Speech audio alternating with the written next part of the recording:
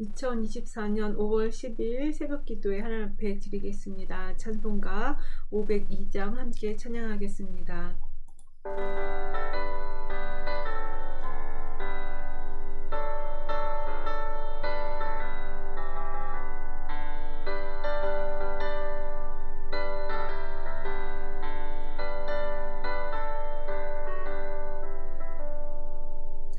빛의 사자들이여 어서 가서 어둠을 물리치고 주의 진리 모르는 백성에게 복음의 빛 비춰라. 빛의 사자들이여 복음의 빛 비춰라. 죄로든 밤 밝게 비춰라. 빛의 사자들이여 선한 사역에 하여 힘을 내라. 주 함께 하시겠네. 주의 크신 사랑을 전파하며 복음의 빛 비춰라. 빛의 사자들이여 복음의 빛 비춰라. 죄로든 밤 밝게 비춰라. 빛의 사자들이여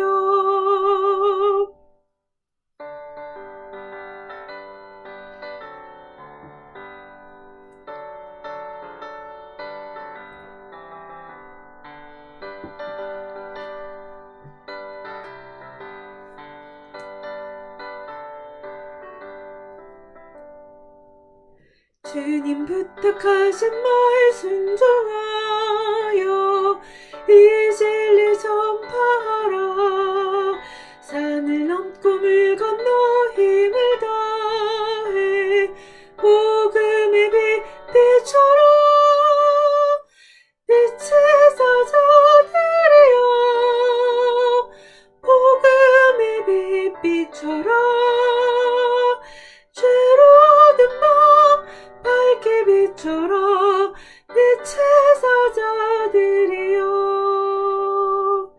동서남북 어디나 땅끝까지 주님만 의지하고 눈 어두워 못 보는 백성에게 복음의 빛 비춰라. 빛의 사자들이여 복음의 빛 비춰라. 죄로든 밤 밝게 비춰라. 빛의 사자들이여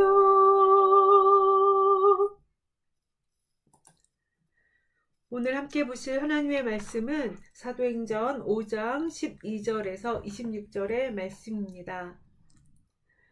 사도들의 손을 통하여 민간에 표적과 기사가 많이 일어나매 믿는 사람이 다 마음을 같이하여 솔로몬 행각에 모이고 그 나머지는 감히 그들과 상종하는 사람이 없으나 백성이 친송하더라. 믿고 주께로 나오는 자가 더 많으니 남녀의 큰 무리더라. 심지어 병든 사람을 메고 거리에 나가 침대와 요 위에 누이고 베드로가 지날 때에 혹 그의 그림자라도 누구에게 덮일까 바라고 예루살렘 부근에 수많은 사람들도 모여 병든 사람과 더러운 귀신에게 괴로움 받는 사람을 데리고 와서 다 나음을 얻으리라. 대제사장과 그와 함께 있는 사람 즉 사두개인의 당파가 다 마음에 시기가 가득하여 일어나서 사도들을 잡아다가 옥에 가두었더니 주의 사자가 밤에 옥문을 열고 끌어내어 이르되 가서 성전에 서서 이 생명의 말씀을 다 백성에게 말하라 하매 그들이 듣고 새벽에 성전에 들어가서 가르치더니 대제사장과 그와 함께 있는 사람들이 와서 공회와 이스라엘 족속의 원로들을 다 모으고 사람을 옥에 보내어 사도들을 잡아오라 하니 부하들이 가서 옥에서 사도들을 봐오지 못하고 돌아와 이르되 우리가 보니 옥은 든든하게 잠기고 지키는 사람들이 문이 서 있으되 문을 열고 본즉 그 안에는 한 사람도 없더이다 하니 성전 맡은 자와 제사장들이 이 말을 듣고 의혹하여 이 일이 어찌 될까 하더니 사람이 와서 알리되 보소서 옥에 가두었던 사람들이 성전에 서서 백성을 가르치더이다 하니 성전 맡은 자가 부하들과 같이 가서 그들을 잡아왔으나 강제로 못함은 백성들이 돌로 칠까 두려워함이더라. 아멘. 여러분은 성령 충만의 반대가 무엇이라고 생각하십니까? 우리가 성령 충만해야 한다고 주장하는데 성령이 우리 가운데 충만하지 못하면 무엇이 우리를 채우게 될까요? 우리 안에 이미 성령님이 계시기 때문에 성령님이 온전히 우리를 주장하시느냐 그렇지 않느냐의 차이가 성령 충만이냐 아니냐의 차이임을 우리가 알고 있습니다.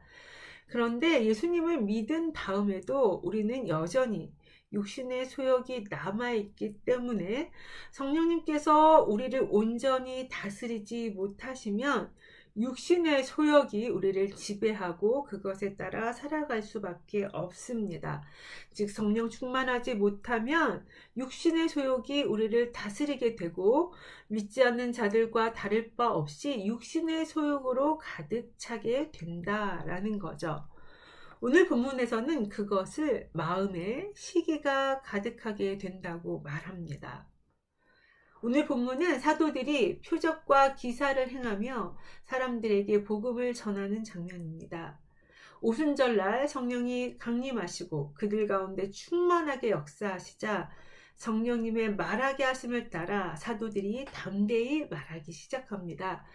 그래서 그들이 있는 곳 어디서든지 담대하게 예수 그리스도의 죽음과 부활을 선포하기 시작합니다. 4장 31절에 보면 무리가 다 성령 충만하여 담대히 하나님의 말씀을 전했다고 합니다. 그리고 오늘 본문 12절에서도 사도들의 손을 통하여 표적과 기사가 많이 일어났고 16절에 그래서 예루살렘 부근의 수많은 병자들과 귀신 들린 자들이 나음을 얻었다고 말합니다. 이 모든 것은 성령님께서 충만히 역사하셔서 일어난 일이었습니다. 그런데 이러한 사도들을 못마땅해 하는 무리들이 있었습니다. 17절에 보면 그들은 대제사장과 그들과 함께 있는 사람 즉 사두개인 당파였습니다. 그래서 그들은 사도들을 잡아 위협하고 옥에 가두기까지 합니다.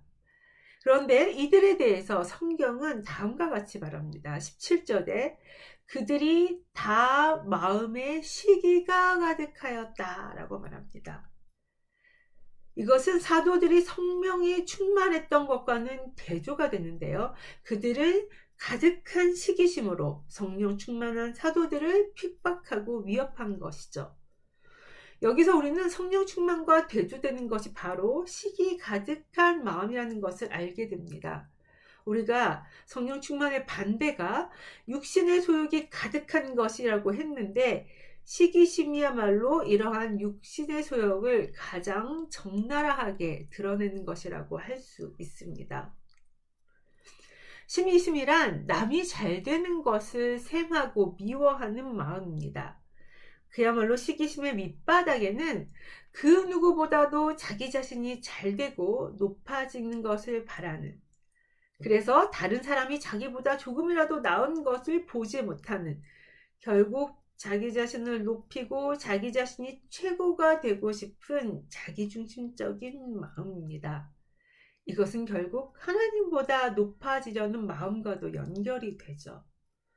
사실 우리는 시기심을 다른 육신의 소욕보다는 심각하게 여기지 않고 가볍게 넘기는 경우가 많습니다. 시기심이 우리 가운데 자주 일어나기도 하고요.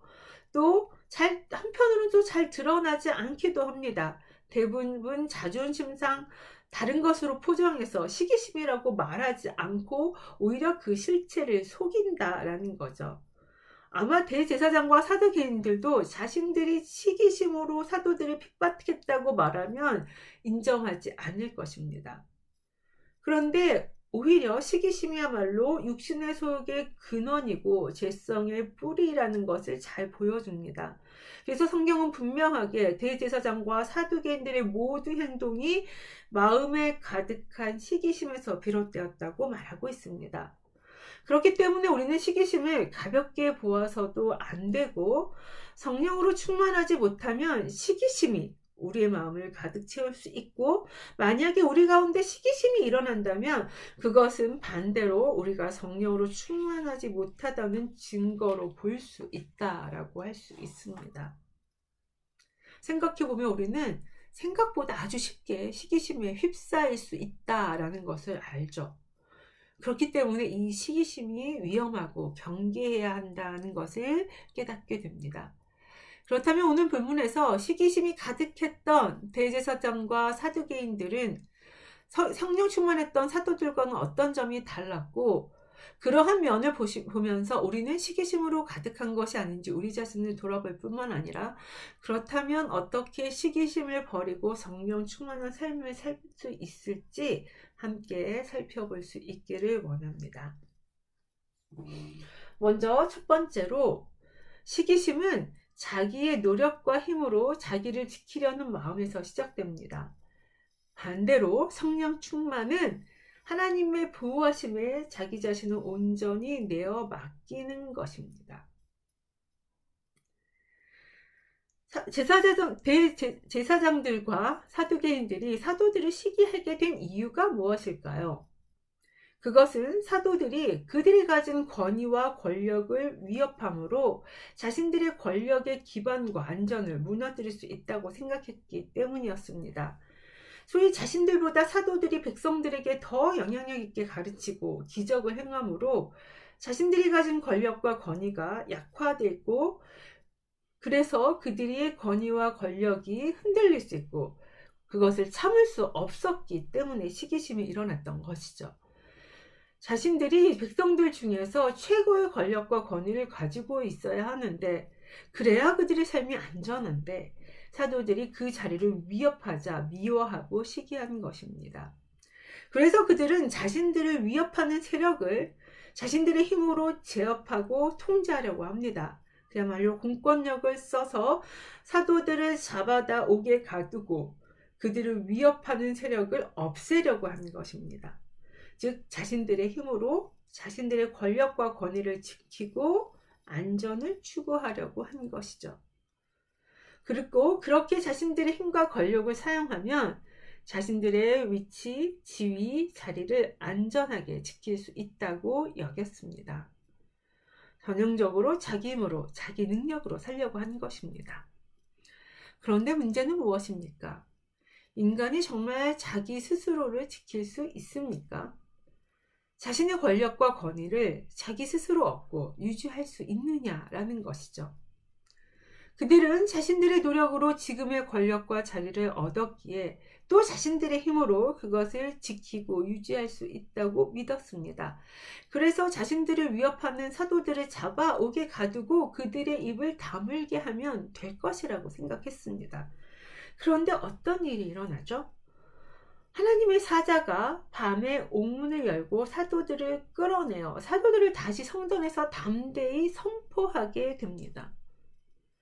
그들은 이런 일이 일어나리라고는 꿈에도 생각하지 못했을 것입니다.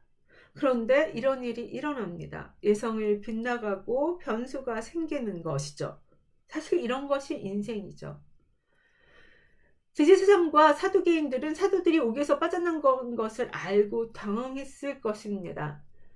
그러나 그들의 힘으로는 사도들을 가둬둘 수도 없었고 자신들의 권력과 지위를 자신들의 힘으로 지킬 수 있는 것이 아니었습니다. 우리가 알게 되는 것은 시기심은 자기 스스로 최고의 자리와 권력을, 안전을 지키려는 마음에서 시작됐고, 그러기에 그 자리에 위협하는 자를 미워하고 나중에는 그 시기심으로 살인까지도 하게 됩니다. 그러나 그 시기심에 휩싸여 있지만 그것으로 자신들의 위치를 지킬 수는 없었다는 거죠. 한편 성령 충만한 사도들은 어떻습니까?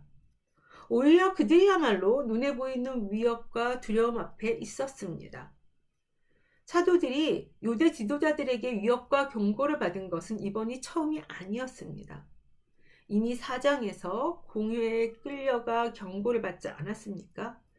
그리고 유대 지도자들의 적대감이 점점점 높아져 가고 있다는 것을 그들도 체감하고 있었습니다. 그리고 그로 인해서 예수님께서는 죽임까지 당했다라는 것을 이미 경험했죠. 아무리 예수님께서 죽었다가 부활하셨다고 해도 목숨의 위협 앞에서 왜 그들이 두렵고 불안하지 않았겠습니까? 공권력이 투입되고 옥에 갇히는 상황에서 그야말로 칼의 위협이 자신들의 목전에 있는데 어떻게든 위험에서 벗어나고 자신들의 안전을 확보하고 싶지 않았겠습니까? 그런데 그들이 옥에 갇혔을 때 밤에 주의 사자가 나타나 옥문을 열고 그들을 끌어냅니다. 여러분이라면 옥에서 나와서 어떻게 하시겠습니까? 어디든 안전한 곳으로 피신하고 도망가지 않겠습니까? 또 대제사장과 사두개인들이 그들을 잡으러 올 테니 최대한 먼 곳으로 피해가지 않겠습니까?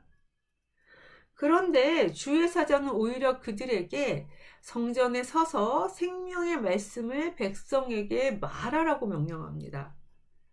아무리 그들이 옥에서 빠져나왔다고 하더라도 성전에 서서 말씀을 전하면 다시 체포될 것이 뻔한 것입니다. 그런데 기껏 옥에서 빼주시고 또 잡히라는 말입니까? 다시 잡히면 정말 어떻게 될지 알 수 없지 않습니까? 이해할 수 없는 명령이었습니다. 그런데 사도들은 어떻게 합니까? 21절에 그들이 듣고 새벽에 성전에 들어가서 가르쳤다고 합니다. 그들은 주의 사자의 말씀에 즉각적으로 순종해서 새벽임에도 성전에 들어가서 가르쳤음을 알게 됩니다. 다시 잡혀 옥에 갈 수 있음에도, 아니 죽임을 당할 수 있음에도 불구하고 그들은 자신의 안전보다 하나님의 말씀에 순종하고 생명의 말씀을 전하는 데 힘씁니다. 왜 그렇습니까? 그들은 자신들의 안전이 자신들의 노력과 힘에 달려있지 않고 오직 하나님의 보호하심에 있음을 신뢰했기 때문입니다. 성령님께서 그들 가운데 충만할 때 그들은 자신들의 안전이나 보호를 스스로의 힘으로 지키려 하지 않고 그것을 온전히 하나님께 맡기고 하나님 말씀에만 순종하는 것을 볼 수 있습니다. 그들의 삶을 주관하고 이끄시는 분이 하나님이시기에 자신의 안전을 개의치 않고 하나님 말씀에만 순종한 것이죠. 그러므로 성령 충만이란 다름 아닌 나의 안전과 보호를 온전히 하나님께 맡기고 하나님 말씀에 순종하는 삶입니다. 하나님께서 온전한 왕이시기에 모든 것을 주관하시고 지키신다는 것이죠. 대제사장과 사두개인처럼 스스로 나를 지키고 보호하려고 시기심으로 발버둥치는 것이 아니라 하나님께 온전히 의탁함으로 성령의 이끄심에 순종하는 것, 그래서 주님이 내 삶의 왕이 되시는 것, 그것이 성령 충만한 삶이라는 것입니다. 내 안에서 시기와 질투가 올라온다면 그것은 여전히 내 힘과 내 능력으로 내 삶을 통제하려고 하고 내가 최고가 되려고 하는 자기중심적인 마음이 있다라는 것입니다. 그럴 때 우리가 이러한 내 주권, 시기심을 내려놓고 온전히 하나님께 맡길 수 있는 자가 되기를 원합니다. 그럴 때 우리의 마음이 성령님으로 충만할 수 있다라는 것입니다. 두 번째로 시기심 가득한 대제사장과 사두개인들은 사람들의 인정과 세상의 결과를 쫓아다녔습니다. 그러나 성령 충만한 자는 그런 것에 상관없이 하나님 말씀에만 순종합니다. 대제사장들과 사두개인들은 그 사회에서 최고의 권력과 지위를 가졌던 자들임에도 불구하고 그들이 정말 두려워했던 것은 백성들이었음을 알 수 있습니다. 그들의 시기심은 다름 아닌 백성들이 사도들을 더 따르고 인기가 있었기 때문이었습니다. 그래서 그들이 공권력을 투입해 사도들의 가르침을 핍박하고 가르침 자체를 금지했습니다. 그것을 백성들도 알고 있었죠. 그래서 사도들이 표적과 기사를 행하고 솔로몬 행각에서 말씀을 전해도 15절에 보면 그 나머지는 감히 그들과 성종한 사람이 없었다라고 말합니다. 즉 사람들이 관심은 있어도 선뜻 사도들에게 나아가 따를 수 없었다는 거죠. 자칫 사도들을 따랐다가 그들도 사도들과 같이 투옥되거나 박해받을 수 있었기 때문이었습니다. 즉 백성들도 대제사장과 제사장들과 사두개인들의 눈치를 보며 조심조심하고 있었던 것이죠. 그러나 그럼에도 불구하고 믿는 자의 수가 늘어나고 오히려 백성들이 사도들을 칭송하는 소리는 높아져 갔습니다. 이것을 대제사장과 사두개인들도 알고 있었죠. 그래서 시기심이 가득하게 됩니다. 자신들의 권력과 힘으로도 사도들의 인기가 사그러들지 않고 백성들의 마음이 그들에게로 기울자 두려웠던 것이죠. 백성들의 지지와 인기를 빼앗길까봐 전전긍긍하게 되고 그래서 아예 사도들을 옥에 가두고 그들의 입을 침묵시키려고 한 것입니다. 그런데 사도들이 주의 사자의 도움으로 옥에서 빠져나오고 여전히 성정에서 가르치자 그들은 당황하게 되죠. 그들은 옥문이 든든하게 잠기고 지키는 사람이 있었음에도 사도들이 옥에 빠져나왔음을 알게 됩니다. 그래서 이 일이 어찌 될까? 어떻게 이런 일이 일어났을까? 의혹을 가지게 됩니다. 그런데 놀라운 것은 이 정도쯤 되면 사도들이 놀라운 능력이 있는 것인가? 무언가 하나님이 역사하신가? 하신 것이 아닌가? 라고 의심할 법도 한데 그들은 그런 것을 의심하지도 않고 또 사도들을 두려워하거나 하나님을 두려워하는 것도 없고 여전히 그들의 권력과 자리를 지키는 것에만 혈안이 되어 있었습니다. 오히려 그들이 두려워했던 것은 그로 인해서 실추될 자신들의 권위였고 백성들의 평가였습니다.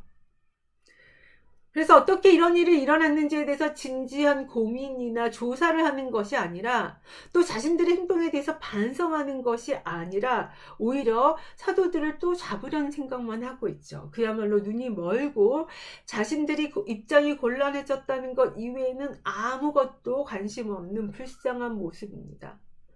여러분 시기심에 가득 차면 이렇게 눈이 멀고 판단력이 흐려지는 것입니다.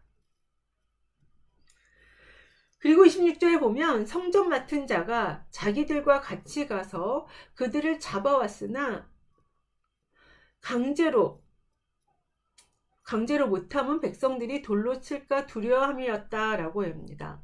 다시 사도들을 잡아왔습니다. 그런데 그러면서도 그들은 백성들의 눈치를 보고 오히려 백성들이 사도들의 편을 들어서 자신들을 공격할까봐 두려워했음을 알게 됩니다. 즉 백성들의 반응을 가장 두려워했다는 것을 알게 되죠.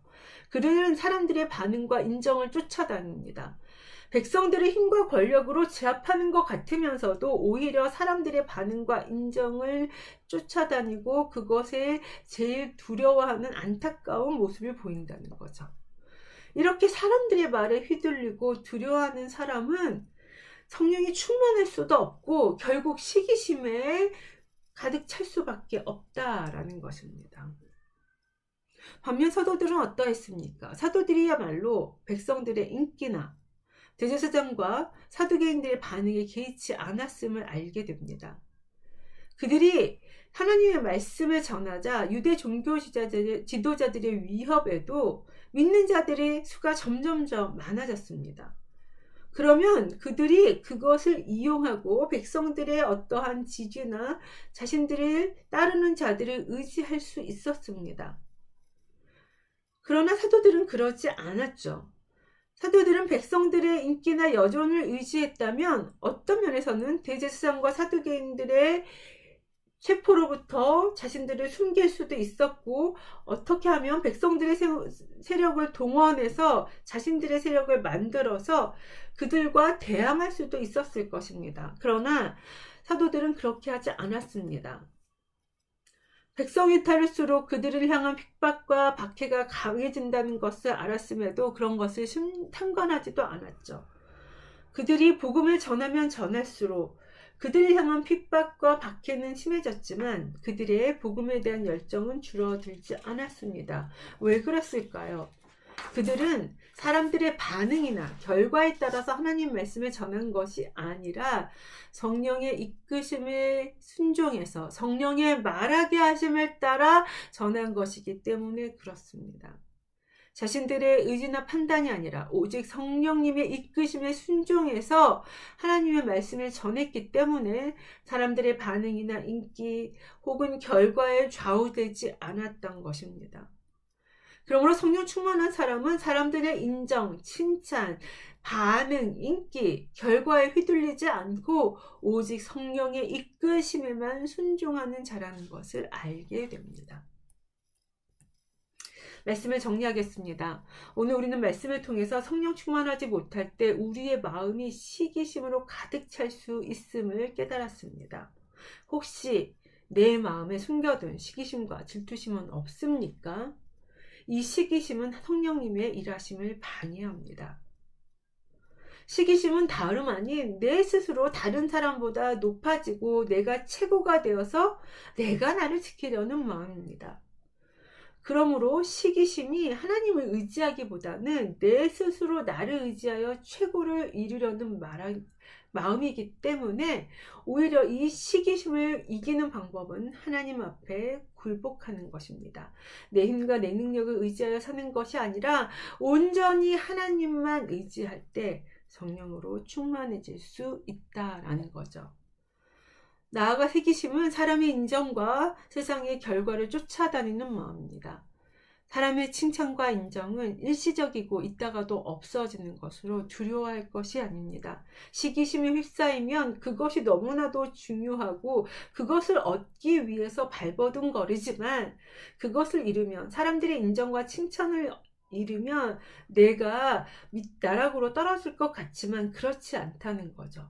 오히려 사람의 인정과 인기에 휘둘리면 판단력이 흐려지고 하나님도 두려워하지 않게 되고 어리석은 짓만 하게 됩니다.